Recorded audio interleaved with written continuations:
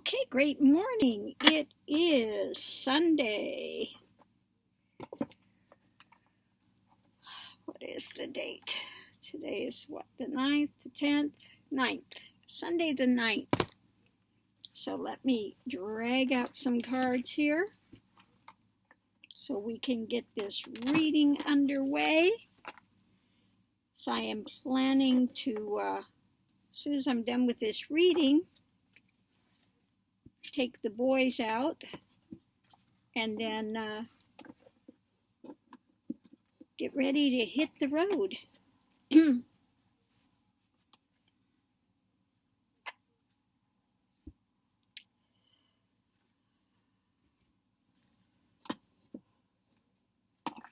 I've been here for a week, so that's the longest that I've stopped somewhere and just been off the road. And yeah, it's been fine.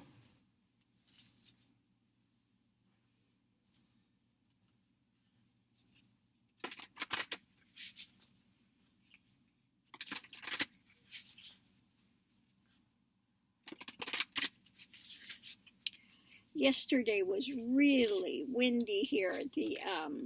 It was so bad. A great big tree over here, the whole limb came off. Huge limb. Yeah, it's just...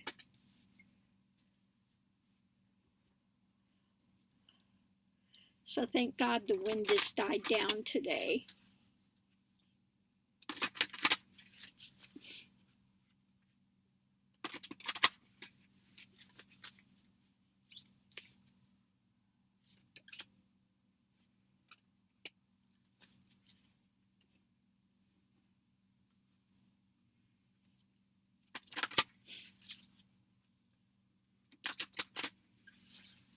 I had to go down to pick up a couple things I got from Amazon, and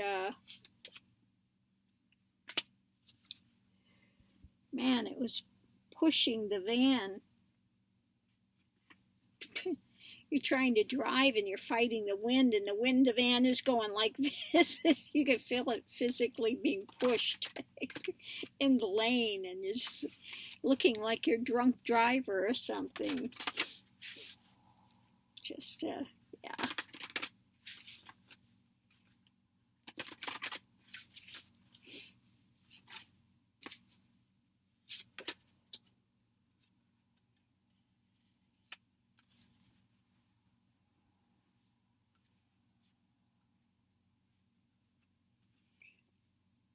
I'm getting a lot of the same cards again. Must be a important message for people to get, because the same thing keeps coming up again. So I guess this is going to be reinforcing that. Sometimes it's like that. Sometimes you'll get the same type of message, like, 2-3 times in a row on the same theme, that doesn't matter how many times you shuffle the cards, the same thing will keep coming out. And so, okay, Spirit, I guess this is, yeah. This is what you want out there today, okay. We can do that.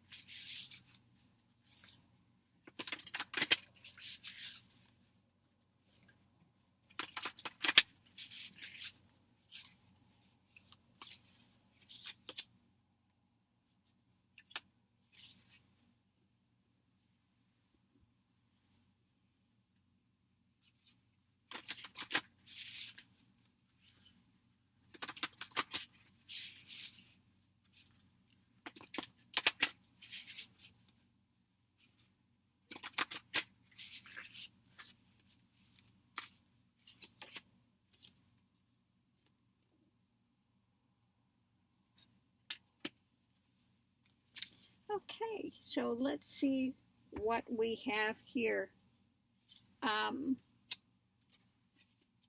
We'll start here today.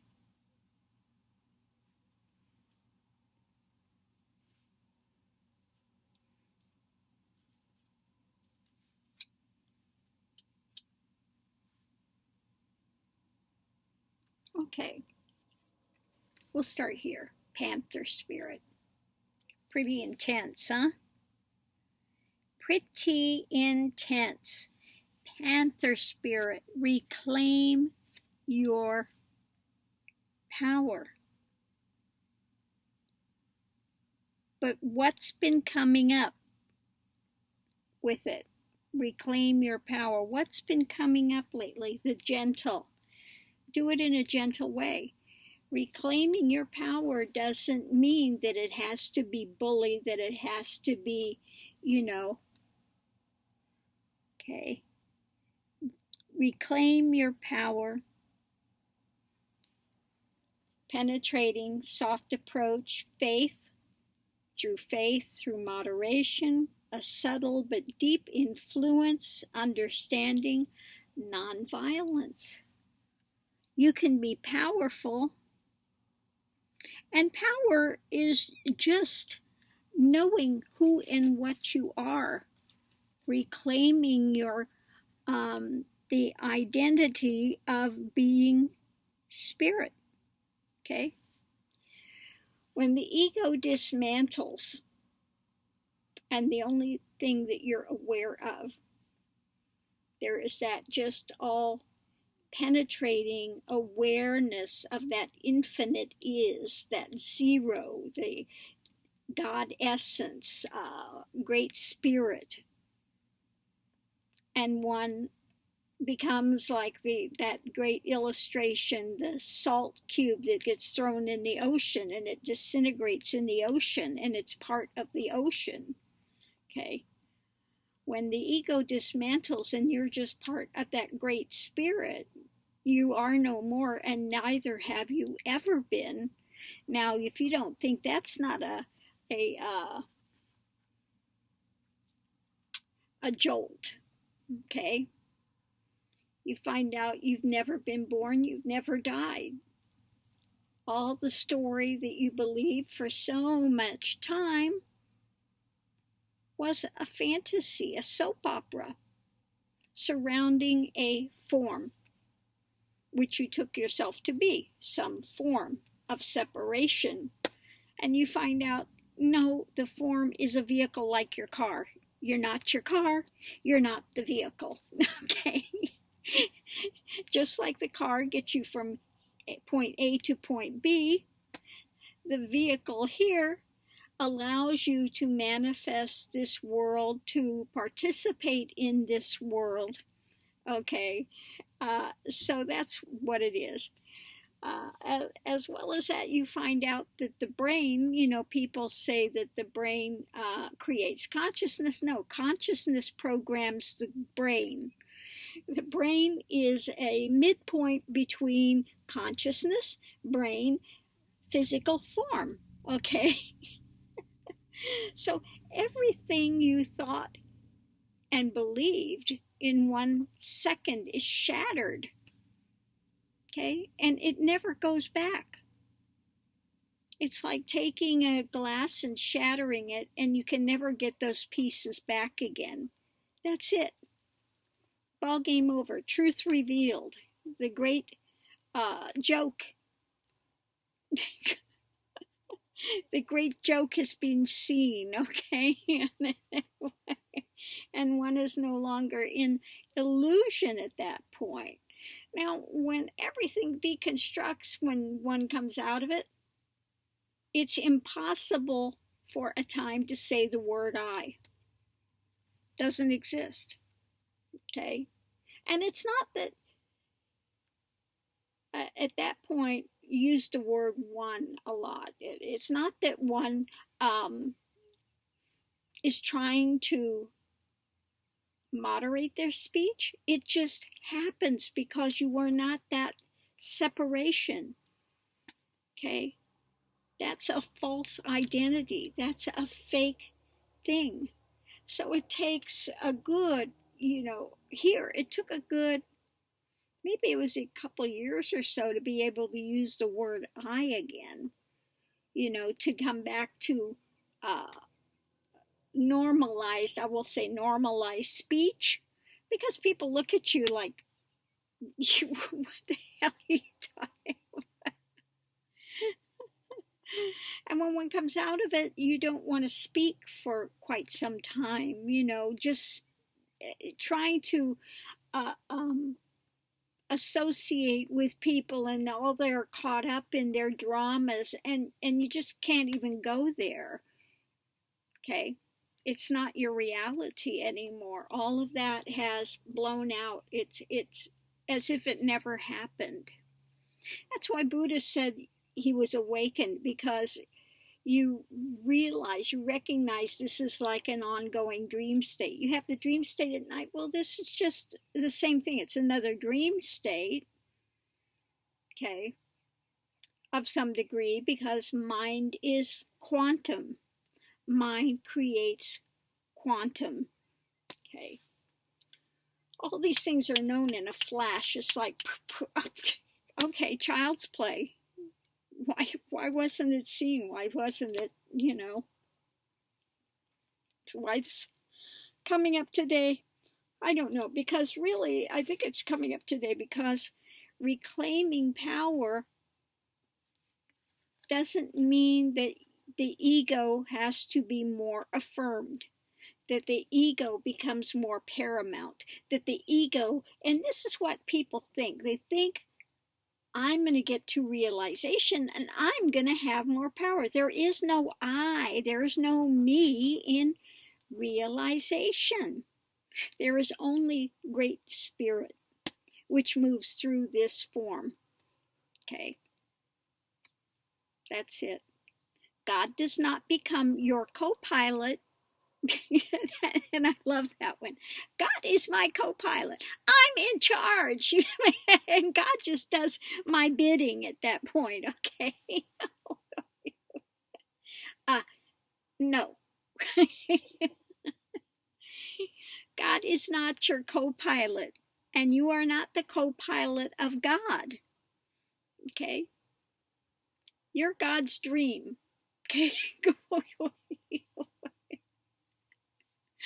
Oh my God.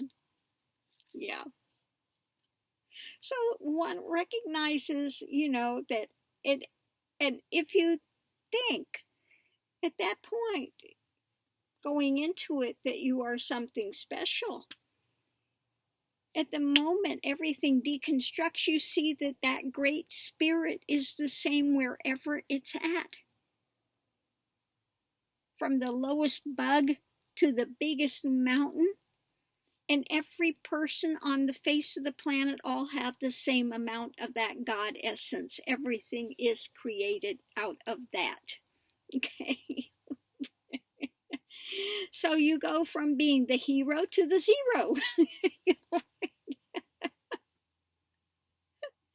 In total balance, okay? Because all these illusions are broken. All the illusions and fantasies and divisionary world, which is the world that most people are in, the world of Dvaita, which means divisionary world. Advaita means it's all that singular is. Okay, the eyes may register division, but one knows there is no division. It's all created out of Great Spirit, everything. Okay. So you get the conundrum as well of God. For God to exist, there has to be something other than, and there's not.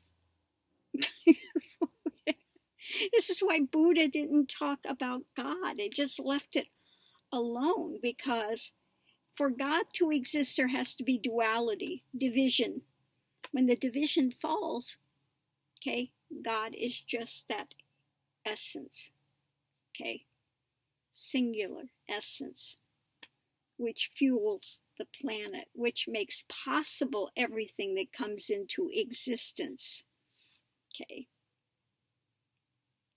So again, there's so many more things that could be spoken of that, and that's why there's free will, and there is not a controlling factor, but everything at the center of it is perfect. Everything at the center of it is unchanging. It doesn't matter what it looks like on the exterior of it that's going on, because that center is still and remains as it is, no matter what happens in the world of duality.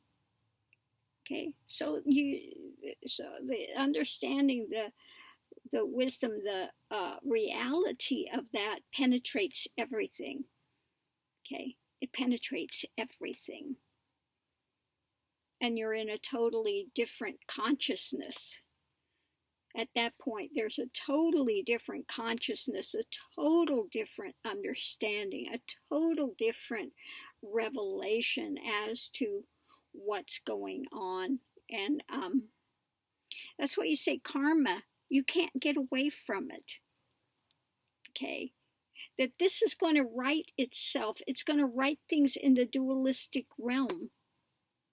Okay? Want to blow this planet up, blow this planet up, but you're not going to get rid of this. Okay? You're just going to lose a beautiful planet. Don't lose a beautiful planet, because it's a great place to come for experience. Okay. So anyway, let's get back to the reading. Oh man, this went off on a tangent, didn't it? And that's the reality here. Okay. Welcome to my reality. So I said, when you get to that point, there's no more suffering. Suffering happens to that divisionary thing that thinks it's a persona. Okay? Then you suffer. Woe is me. Why is this happening to me? Oh my God. Yeah. Okay? When all that division goes, okay, you recognize, you realize, to the nth degree that all suffering was created by what? The lies of the mind, the mental spin. Okay? And one does this to themselves. You have a right to suffer if you want. Go ahead, enjoy that play. Enjoy that suffering. Of course, nobody enjoys suffering, but they don't realize that suffering is caused by their own attraction, attention, clinging to this idea of separation and me, and I'm a limited being. I'm a limited being that's going to die. Oh my God. Yeah. Anyway, again, I got to get back to the reading. Got to get back to the reading. So, reclaim the power in a gentle way. Okay, doesn't becoming more ego-centered. The more the ego center dissolves, the more genuine power is there. Okay, this is not a power for projection. This is the power that says what is needed. This is why in the Hindu whatever, that the greatest city and the greatest city master is one that no longer needs cities. Okay? Because you don't need to control, you don't need to project, it's already that. Everything that will come into the world, you're already that. You don't need to project this drama anymore. Okay, don't need to control, don't need to, again, that those that need to control do magic, black magic, white magic, it doesn't matter which type of magic, whatever drama they're doing, it comes out of a limited ego self. Okay, ego-limited self-ideation of control. Okay. When you understand that everything at the center of it all is infinitely perfect and never touched by any of the happenings that are going on in the externalized play, what is there to control? Gone. Okay, that's it. Done. Okay. So again, reclaim the power by not needing to have power in the gentle way. Again, likewise, mind is quantum. Spring, see your seeds grow. What is it you are planting? What is it you are feeding? Okay? What you put there and you feed is going to grow. So what is it you're going to harvest? Are you harvesting something beneficial? Or are you harvesting more pain and more sorrow and more drama? What seeds are you planting and what are you feeding? Okay. So in this we come to the mindfulness. Again, be mindful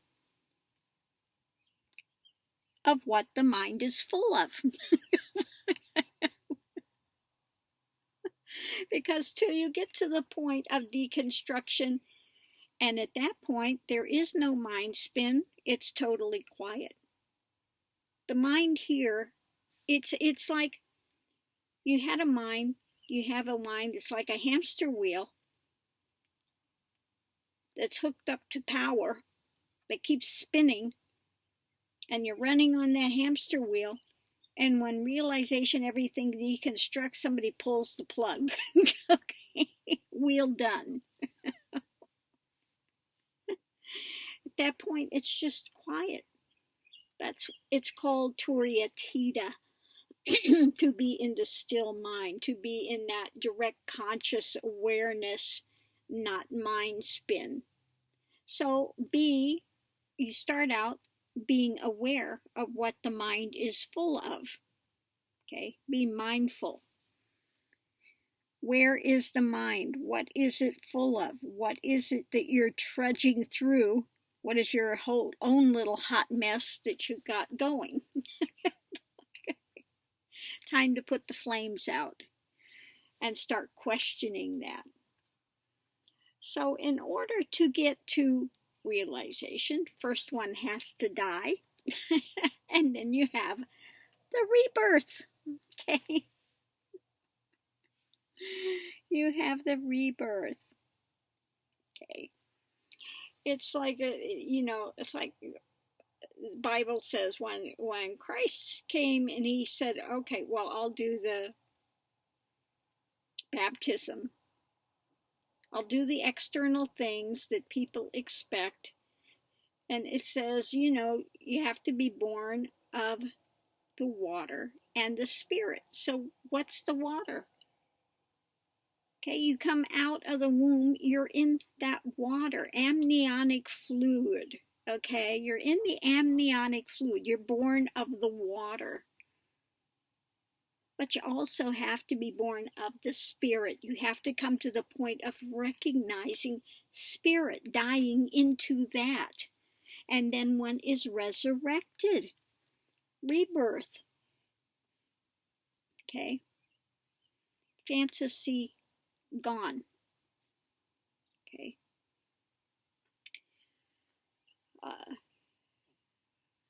So yeah, you know what is behind the everything in the universe is just simply that God essence, that is, that great spirit, the great spirit. And no religion can claim it. It doesn't have a face. It's not a white God. It's not a black God. It's not a red God. Okay? It's spirit. spirit has no physical form, okay? But it has more presence. It's the way I could say it. It has more presence, more reality than anything you see with form here. Once everything deconstructs and you're simply in that. And this is why it's so overwhelming with people that have near-death experiences. They get a momentary glimpse, feeling. They get a momentary feeling of what that great spirit is. That's what it is that they're accessing. They said it's all-encompassing love. They want to go back there. It's overwhelming. It's all-consuming. And everything is perfect. You'll hear them say these things because they get that split second of accessing that. Unfortunately, when they come back out of it, their mind is still spinning. They go back into that feeling of separation rather than when the ego deconstructs and you're in that all the time. Okay, that's your reality. Okay, your reality is no more mind spin to occlude that, to occlude, to cover over what that is, what great spirit is. Okay, that perfection. Okay, that wants the best. This is why I say if you're going to pray, pray for the best to be done for the situation. Pray for the best that can happen. Because all that can happen is what that person allows to happen. So may the best for that take place. Can't override it. They have free will. Okay? So again, rebirth. What happens is rebirth. And along the way, you will get to meet celestial teachers that have this wisdom and light that can bring it and present it so that you can listen, so that you can listen and contemplate. You see that face she's got there? She's very much contemplating. And I like this. See, you know, the contemplation. And then what do we have here? We have the bird. And then look at here. We have this. It's almost like she's turning into a wing here. She's contemplating nature. She's accessing that, which then in turn comes to the alchemy, how all of these things work together to make these changes. If you put the right things together, you will have a, how do I want to say it? You will change the composition. Okay. Wisdom changes the composition of the mind thing. Okay. Alchemy. So this was a long one today. As to what the path entails, what one finds at the end of the journey, and what remains. You know, when you've gone the whole of the journey, what remains is just to play out what they call the prarabdha karma, or the life you came in to lead, to finish up, to navigate, play of God. Okay, that's what remains afterwards. You go from the soap opera to the play of God. You know, the play is much better than being in the soap opera, let me tell you. And that's why I realize beings laugh a lot. We laugh a lot because the joke's revealed. Okay? Joke is revealed. Okay? So I'm going to leave this here. I hope everyone is having a wonderful Sunday. And there you have it, the sermon of the day.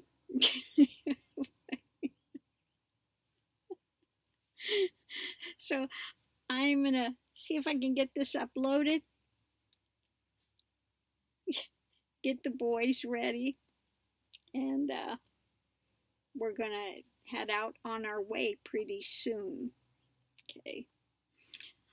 See you online. Thanks for tuning in. If you have a reading you want to see done, or if there's a topic you want to see spoken on, please let me know. Always good to have the new viewers, and for those that are hanging around, always good to have you here. Okay, let's go forward and continue the journey. Have a great one. Aho.